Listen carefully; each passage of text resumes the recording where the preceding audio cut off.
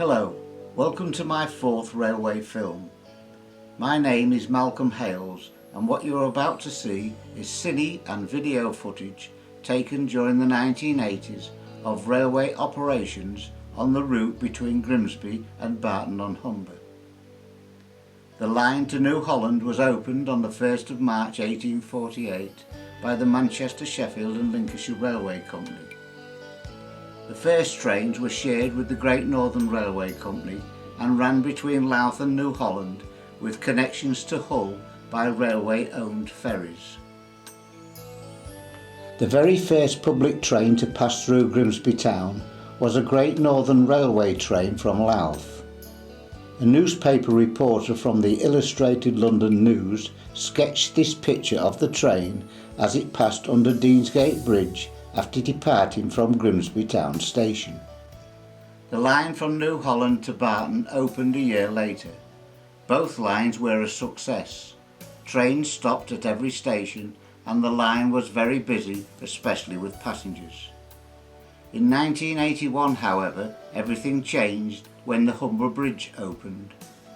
British Rail, believing passengers would travel to Hull by car and bus, stopped running the ferries and closed New Holland Pier.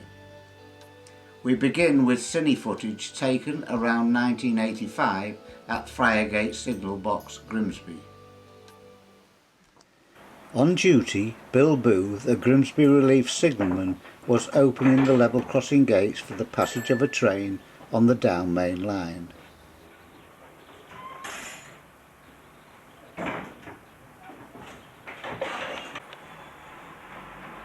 This is the same view of Deansgate Bridge where the newspaper reporter sketched the very first public train.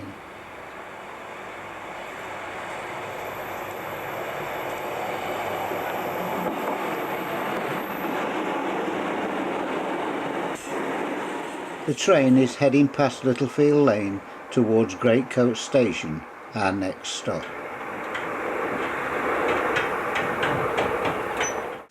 Staying with cine film, this view from a road bridge is looking in the Grimsby direction towards Greatcoat Station. Inside Greatcoat signal box, the signalman, believed to be Derek Bates, is operating the level crossing gates.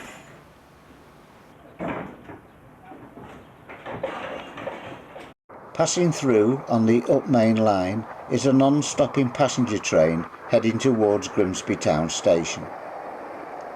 The signal box, having just been painted, was closed and demolished on Saturday the 17th of October 1987. Automatic half barriers were installed and this was its manual control unit. The down platform building, originally a booking office, waiting room and a house for the station master, was closed by British Rail in the 1960s and is now a private dwelling.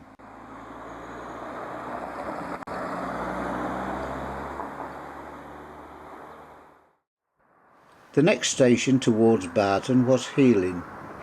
This photograph, by an unknown photographer, shows a steam train on the up line heading towards the station.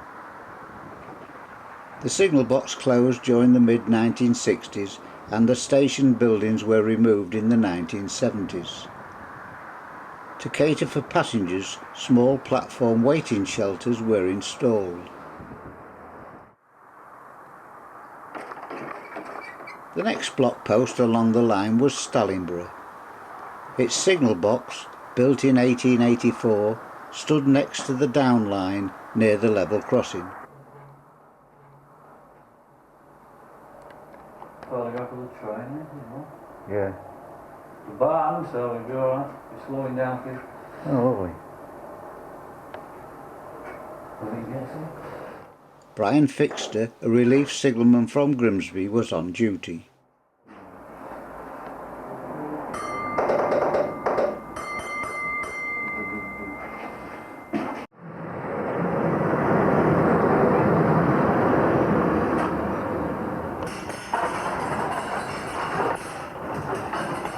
Stallingborough was one of the stops for the Barton upon Humber to Cleethorpes trains.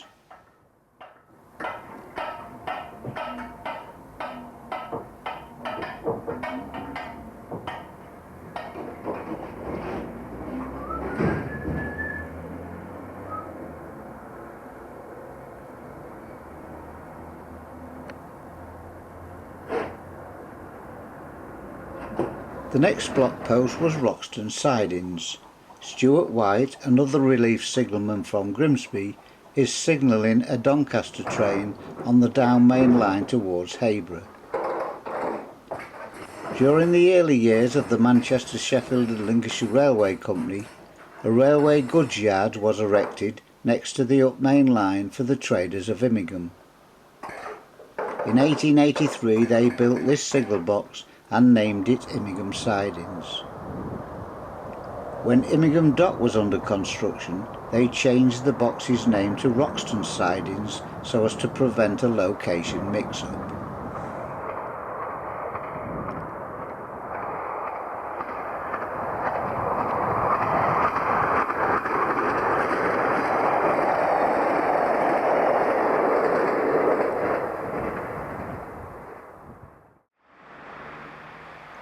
Hayborough was the next passenger station.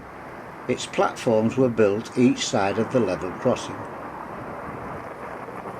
A waiting room remained on the down platform, and on the upside platform was the booking office. Hayborough was the only manned station on the line after Grimsby.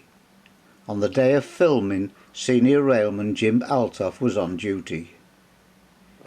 He was responsible for issuing tickets, providing information to passengers, cleaning the station and putting up posters. This train on the up line was worked by a local Cleethorpes passenger guard. Its destination is Cleethorpes.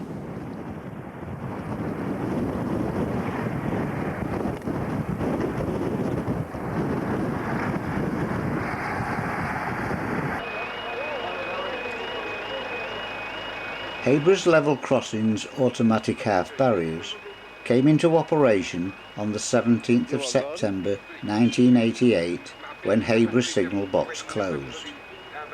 At the same time, a re-signalling scheme transferred the control of the lines to the signalman at Altsby.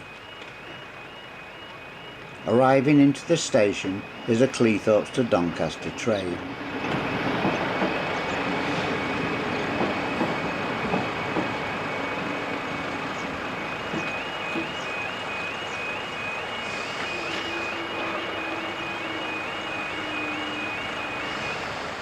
British Rail ran a road vehicle each day between Hayborough Station and Immingham Depot for the conveyance of staff.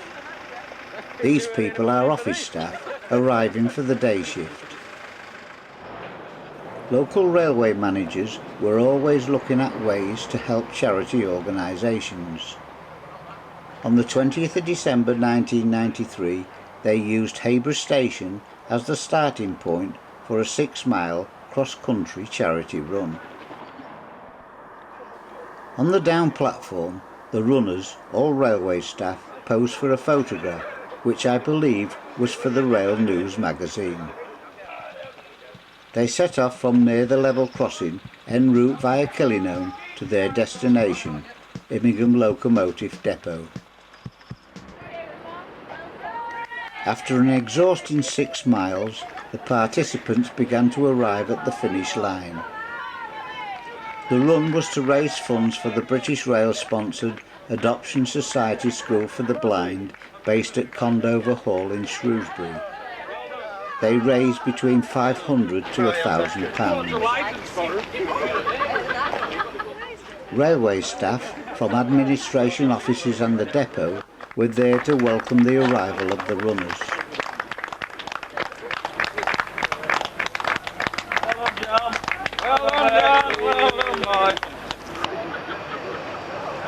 Doug Craggs, a locomotive driver at Immingham, arrives at the finish line. Doug was followed by Geoffrey Stothard, the area's operations manager.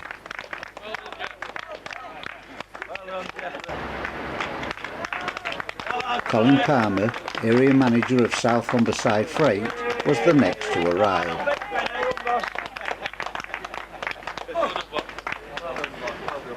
Colin was closely followed by Neil Gregory, the area's finance manager. Each one who had taken part had given their valuable time to raise money for a worthy charitable cause. This is Steve Admonds, an operations supervisor, the last of the benevolent runners to arrive. Having seen some of the people who manage the railway in the South Humberside area, we are now returning to the Barton line route. The next passenger station from Humber was Ulsby. Sandwiched between two very busy junctions, the unmanned station was reduced to a single platform during a re-signalling scheme in 1983. Ulsby South Junction signal box, built by the Great Central Railway in 1910 for the opening of Immingham Dock, controlled both junctions. This train, approaching the South Junction on the single line from Humber, is a Cleethorpes to Barton passenger train.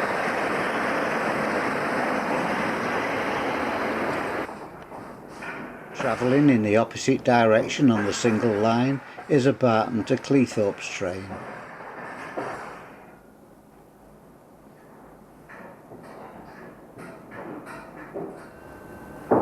On duty was resident signalman John Branker.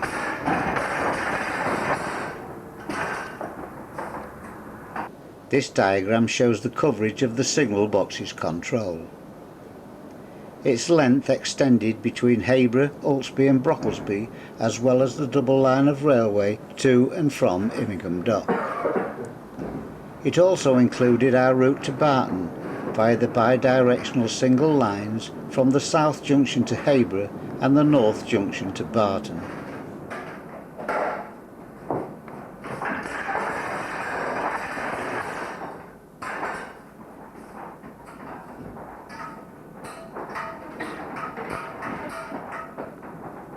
In April 1983, when a re-signalling scheme remodelled its junctions, its level crossing, surprisingly, was not modernised with barriers.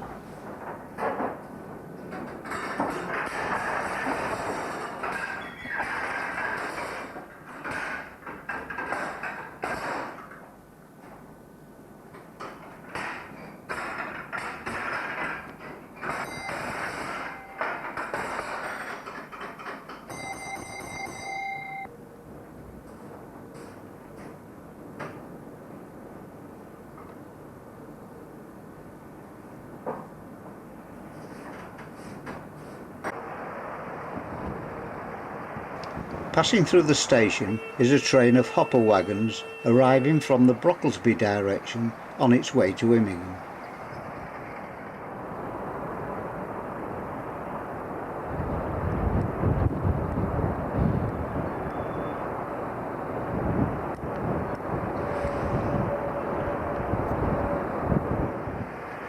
Next to pass through was an iron ore train on its way to the steelworks at Scunthorpe.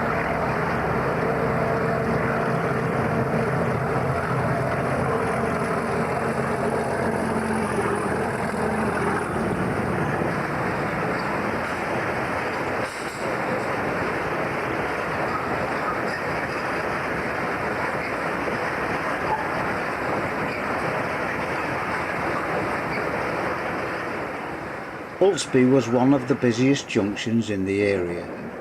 After the ore train, an oil train passes through. This is followed by a Barton upon Humber to Cleethorpes DMU train, seen here approaching Ulsby station.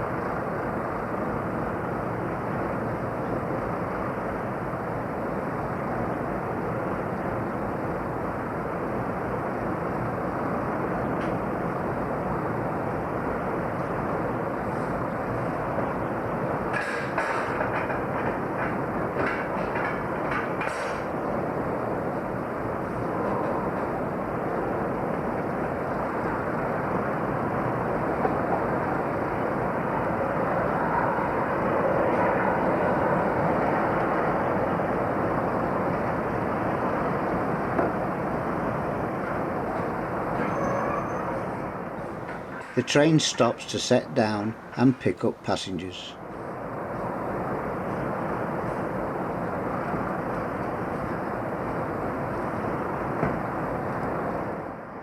The train then departs towards the bidirectional single line towards Hayborough, its next stop.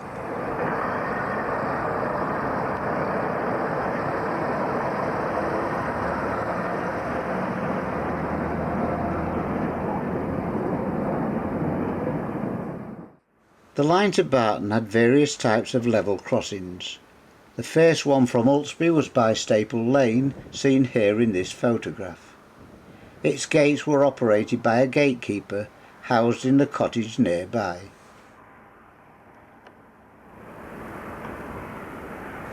The next station, Thornton Abbey, had 2 exposed platforms, no waiting rooms or shelters, and was little used.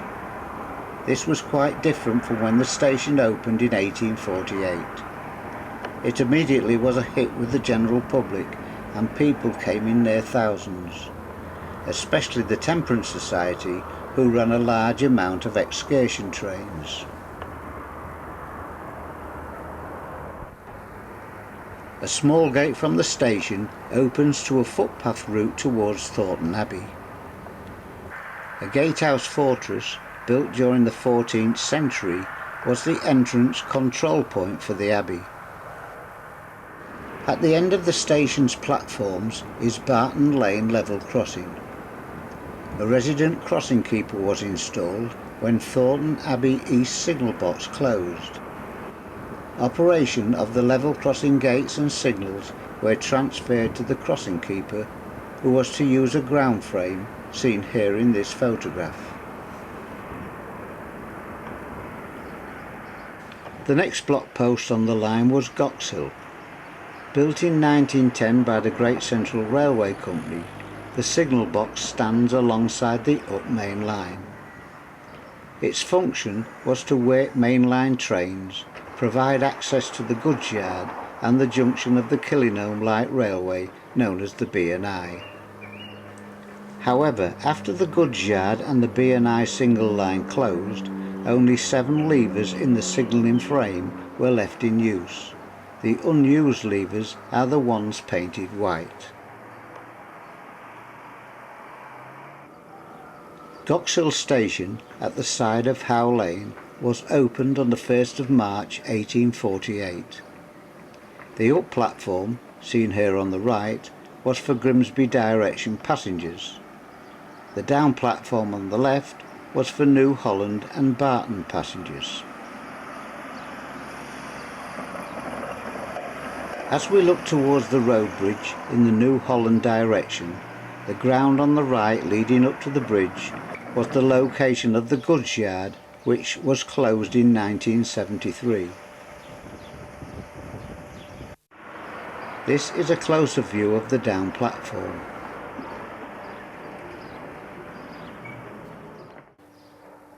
The up platform building, containing the station master's house and the booking office, was sold in 1977 as a private dwelling. The station bell on the outside of the wall was once used to inform passengers of approaching passenger trains. The last block post along the line was Oxmarsh Crossing. It was built in 1959 by British Rail after the signal box on the other side of the tracks had burnt down. In 1981, when New Holland Town Station closed, the single line to Barton upon Humber was altered to start from Oxmarsh Crossing. An electric token block instrument was installed, and the signalman had to deliver and receive the tokens from the drivers of trains that entered and exited the single line.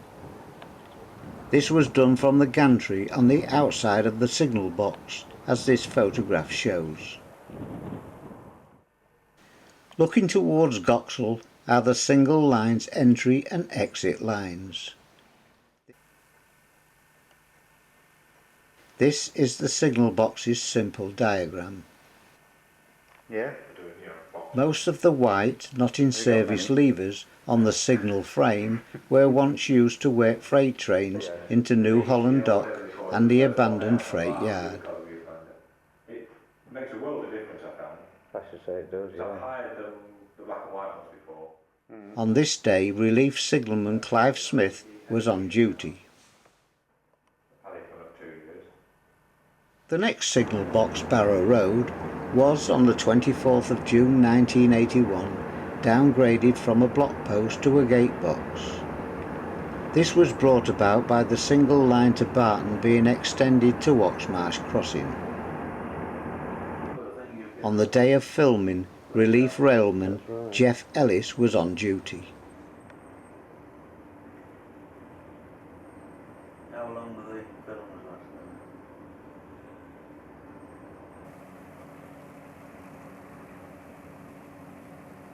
When the original New Holland Town station closed, it was replaced by a single wooden platform erected near Barrow Road level crossing.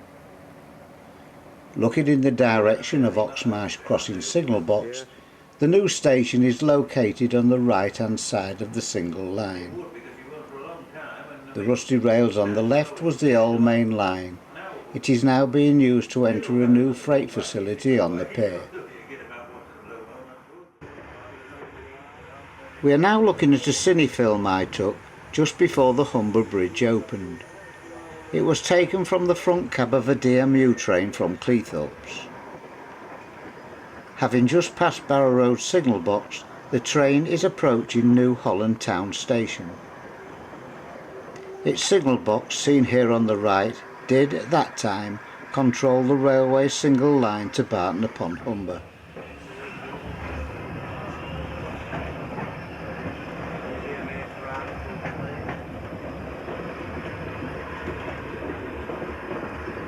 After stopping at the station to set down and pick up passengers, the train travels towards New Holland Pier station.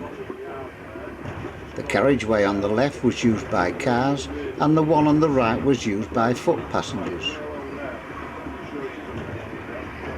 Our train is now arriving on the up platform line on top of another DMU which had arrived from Barton and was the next train for Cleethorpes. Our train will depart first to Barton upon Humber. The only ferries in use between New Holland and Hull Corporation Pier were the Lincoln Castle and the Farringford. The ferry we can see at the pier is the Farringford, having just arrived from Hull. New Holland Pier signal box, which had opened in 1886, was not in use.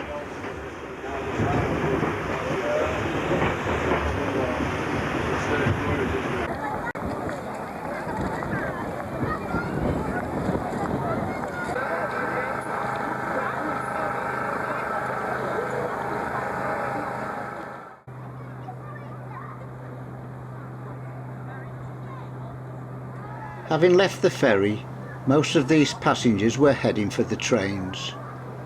Motor cars were heading towards the carriageway.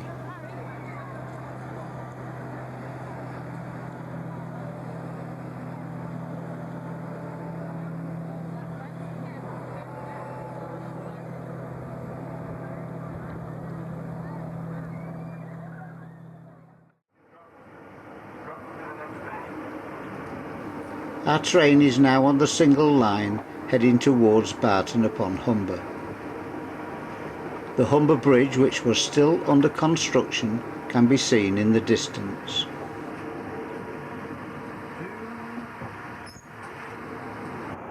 After the Humber passenger and car ferries ceased running, both New Holland railway stations closed. Within 2 years of the closure, New Holland Bulk Services Limited purchased the pier and all railway land that surrounded New Holland Town station.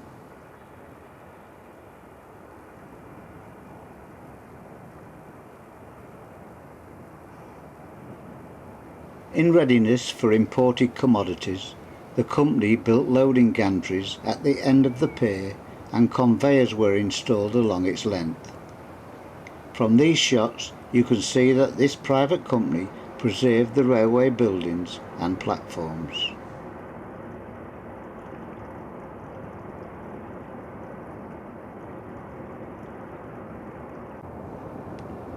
After New Holland Town Station and all buildings on land surrounding it were demolished, huge silos for the storage of grain and animal foods were installed, and the company purchased a small Sentinel diesel shunting locomotive. They converted the land into a terminal, retaining the rail connection at Barrow Road. As soon as it was up and running, they began importing coal, which was then loaded into railway wagons for coal trains to Spondon. When New Holland Town signal box closed in 1981, the down main line from Oxmarsh Level Crossing to Barton Junction became part of the single line, and this reduced the status of the signal box at Barrow Road Crossing.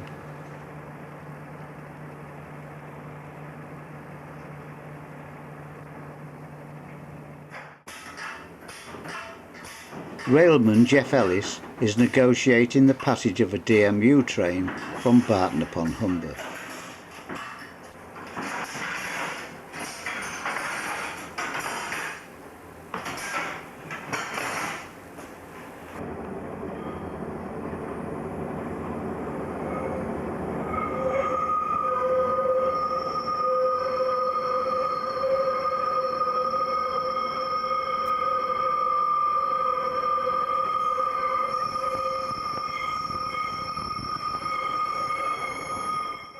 The train is approaching the single line platform of New Holland Town Station. I've never seen that at rest since I was at Humber. I think it's been up there.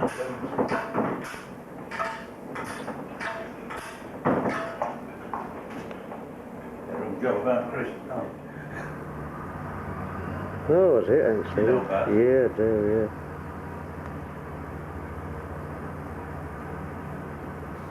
After the train departs, it will approach Oxmarsh Crossing for the driver to return the single line token to the signalman.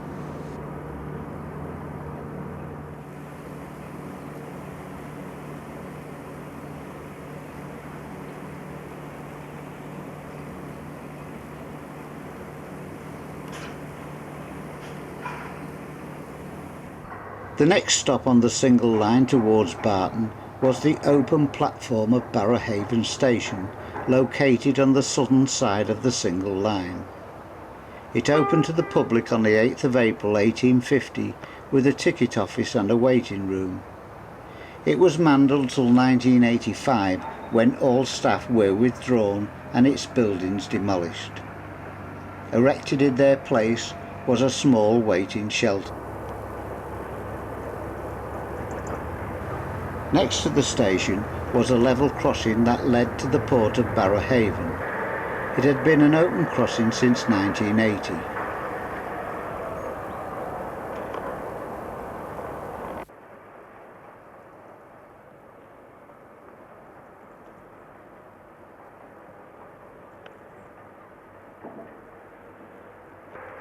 This view, looking over a bridge, is of the single line towards Barton upon Humber. This is the rail bridge looking from Ferry Road.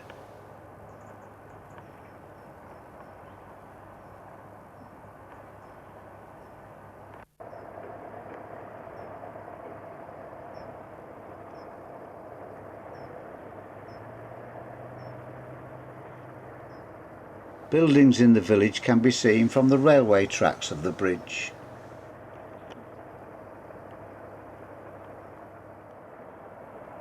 On the other side of the bridge is the port. Prior to the building of the pier at New Holland by the Manchester, Sheffield and Lincolnshire Railway Company, this port was an important ferry crossing to Hull. It was also used by barges for bringing in coal and timber and for exporting locally made bricks. The small boats and barges alongside the boatyard are resting in the mud, awaiting the arrival of the next incoming tide. The next rail installation along the single line was a run-round facility situated on the New Holland side of Pasture Road level crossing in Barton upon Humber.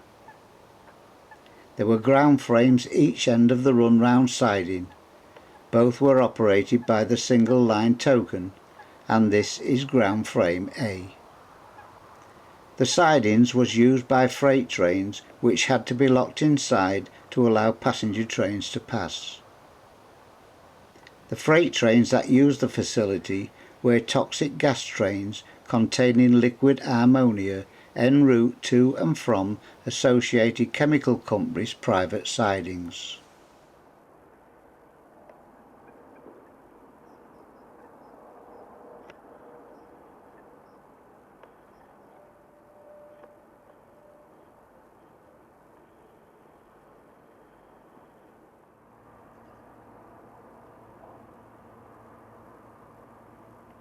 This is ground frame B.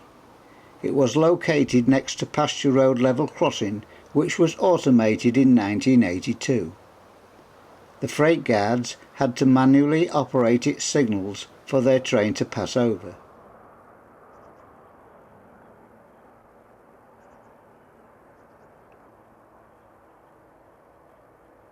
On the right, continuing over the crossing, is the run-round siding line heading onto the loop line towards the chemical works. Liquid ammonia trains were worked by two guards. Their duties required them to work the ground frames and guide the propelled trains over the level crossing onto the loop line towards their destination. The chemical works, over 100 years old, was originally owned by a farming company. At the beginning of the 1960s, it was taken over by the Associated Chemical Company, and then in 1965 by Albright and Wilson's. The company called Britag, also known as ICI Fertilizers, took over control in 1983. As you can see by the state of the loop line, no trains had travelled over it for quite some time, and there was talk of the chemical firm closing.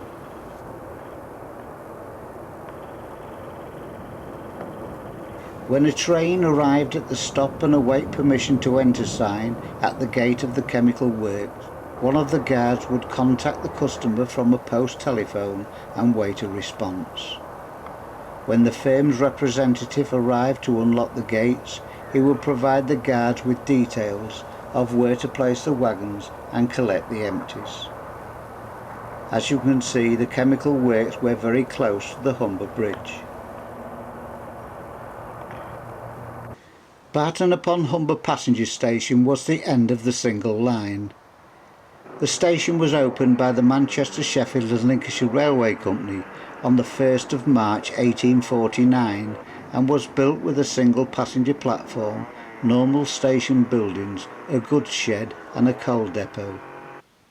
During the late 1960s, however, everything except the platform was closed down.